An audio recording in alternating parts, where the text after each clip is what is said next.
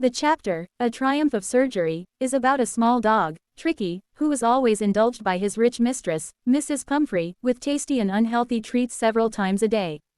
Out of love, she would overfeed her pet.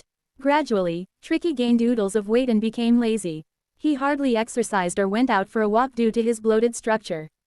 In due course of time, he became bulky, and his lack of movement worried Mrs. Pumphrey.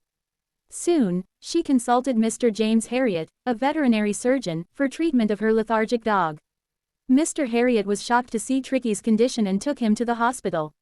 He knew Mrs. Pumphrey's overindulgence would never let her pet dog lead a healthy lifestyle. He took the dog along with him and put him on a hospital bed. The dog didn't move for the first 2 days and didn't eat any food either. On the third day, Tricky went outside and played with other bigger dogs in the hospital.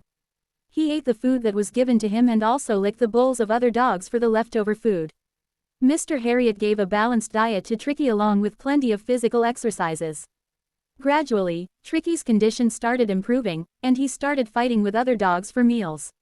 His mistress, Mrs. Pumphrey, would send eggs so that her pet didn't starve and get enough energy to recover from the treatment.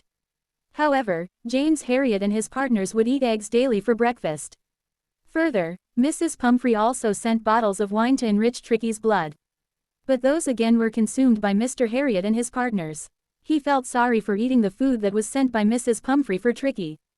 Soon, as the little dog started showing signs of improvement, the vet decided to call the wealthy lady as she was very worried about her pet's condition. When she arrived in the hospital to fetch her pet, Tricky was very happy and jumped on her. Mrs. Pumphrey was filled with gratitude towards Mr. Harriet for curing her dog and felt she couldn't thank him enough for the wonder he had done to her pet. She felt this was indeed a triumph of surgery.